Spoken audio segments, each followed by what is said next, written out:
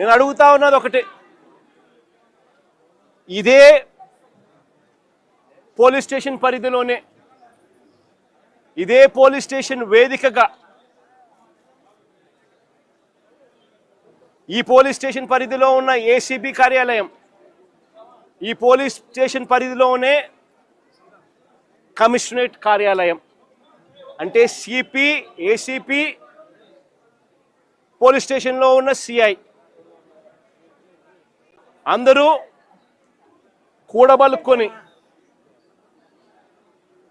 DGP సైతం దీంట్లో involve అయ్యి ఒకరినొకరు ఏ రకంగా ప్రొటెక్ట్ చేసుకుంటా వస్తూ ఉన్నారు, ఒకరినొకరు ఏ రకంగా వెనుకేసుకొని వస్తూ ఉన్నారు అని చెప్పడానికి నిదర్శనం ఇది. మే మాసంలోనే ఒక ఘటన కాదు,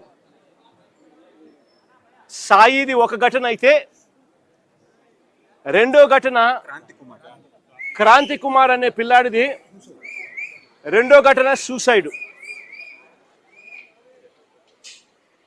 ఈ సూసైడ్ ఒకసారి వినండి, చూడండి.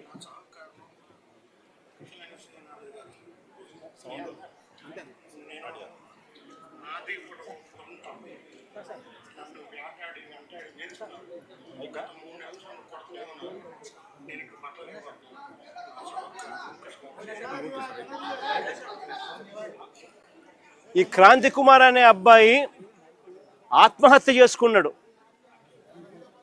పలాని సిఐ, పలాని పోలీస్ స్టేషన్ పరిధి రోజు నన్ను కొడతా ఉన్నాడు, నేను తట్టుకోలేకపోతా ఉన్నాను, నా చావుకు కారణం తానే అని చెబుతూ మరణ వాంగ్మూలం ఇస్తూ తాను ఆత్మహత్య చేసుకున్న పరిస్థితి.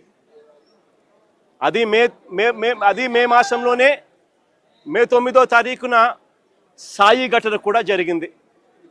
మే 9వ తారీఖు నుంచి ఈ తల్లి తన కొడుకుకు జరుగుతూ ఉన్న అన్యాయమైన పరిస్థితిని చూడలేక తల్లిని పోలీస్ స్టేషన్లోకి పిలిచి నీ కొడుకు ఫోటోకు దండేసుకో అని చెప్పి ఏకంగా సిఐ మాట్లాడుతూ తల్లిని హేళనగా మాట్లాడమే కాకుండా చివరకు తన సాయి అనే ఆ పిల్లాడి చావుకు కూడా కారణమయ్యే పరిస్థితిలోకి పోతే ఆ రోజు నుంచి 9వ తారీఖు నుంచి ఆ తల్లి ప్రతిరోజు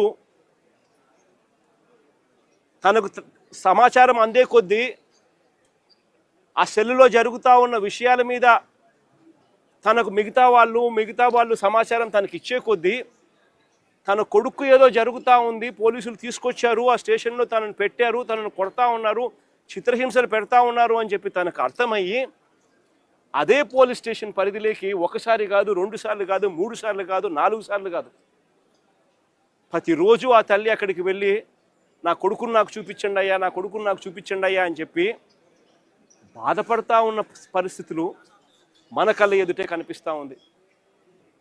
ఇది జరిగిన ఘటనను చూసుకొని ఈ తల్లితో పాటు ఆ అబ్బాయి చిన్నమ్మనేమ్మ లాయరు దుర్గమ్మ, ఆ లాయరు వాళ్ళిద్దరూ డీజీపీ ఆఫీస్కు వెళ్ళి ఆ దుర్గమ్మ అనే లాయర్ డీజీపీ ఆఫీస్కు వెళ్ళి రాతపూర్వకంగా ఇది జరుగుతూ ఉంది అని చెప్పి ఏకంగా కంప్లైంట్ ఇవ్వడం జరిగింది. కంప్లైంట్ ఇస్తే ఆ కంప్లైంట్ ఏమైంది, చివరికి చెత్తబుట్టలెక్కి డీజీపీకి కంప్లైంట్ ఇవ్వడం, డీజీపీ సిపికి పంపించడం, సిపి యాక్షన్ తీసుకోవాల్సింది పోగా సిపి ఏం చేస్తూ ఉన్నారు, తల్లి దగ్గరికి మిగతా వాళ్ళని పంపించి బేరం పెట్టించే కార్యక్రమం చేస్తూ ఉన్నారు. ఖచ్చితంగా ఏదో జరిగింది, నా కొడుకు ఏదో జరిగింది అని చెప్పి ఆ తల్లికి పూర్తిగా అర్థమై జూన్ 2వ తారీఖున హైకోర్టులో హీబియస్ కార్పస్ పిటిషన్ వేసి నా కొడుకును వీళ్ళు హత్య చేసినారు, నా కొడుకు కనిపించడం లేదు, నా కొడుకును దయచేసి నాకు చూపించండి అని చెప్పి తల్లి ఆవేదనతో పిటిషన్ వేసినారు. కోర్టు ఇంటర్వ్యూన్ అయ్యి హీబియస్ కార్పస్ మీద స్పందించే కార్యక్రమం చేస్తే ఆ తర్వాత మనలాంటి వాళ్ళు అందరూ కూడా జరుగుతూ ఉన్న అన్యాయాన్ని చూడలేక అందరూ కూడా ఆ తల్లికి సపోర్టుగా నిలబడితే అప్పుడు గత్యంతరం లేక ఈరోజు సిఐని సస్పెండ్ చేశారు. నేను అడుగుతా ఉన్నా, సిఐని ఎందుకు సస్పెండ్ చేశారని చెప్పి చెప్పగలరా? సిఐని ఎందుకు సస్పెండ్ చేశారని? సిఐని సస్పెండ్ ఎందుకు చేశారు? చంపేశాడనే కదా, మీరు దానికి ఒప్పుకున్నారు కాబట్టే కదా ఈరోజు సిఐని సస్పెన్షన్ జరిగింది. అంటే ఒకే పోలీస్ స్టేషన్లోనే ఆ సిఐ పరిధిలోనే ఆ సిఐని ప్రొటెక్ట్ చేస్తూ ఏసీపీని ప్రొటెక్ట్ చేస్తూ కమిషనర్ని ప్రొటెక్ట్ చేస్తూ డీజీపీ, మొత్తం అందరికీ తెలిసి సిఐ స్టేషన్లో ఒక హత్య కాదు పోలీస్ స్టేషన్లో ఇలాగనే కొడుతూ ఒకరు చావుకు కారణమైతే ఇంకొకరు ఆత్మహత్య చేసుకుని వీడియో ద్వారా తన మెసేజ్ను తెలియజేసిన పరిస్థితి. నేను ఒకటే చెప్తా ఉన్నా, ఈరోజు సస్పెన్షన్ అంటే ఏంది? టెంపరీగా ఒక పోలీస్ ఆఫీసర్ను డ్యూటీస్ నుంచి తప్పించడం. అంటే ఒక మనిషి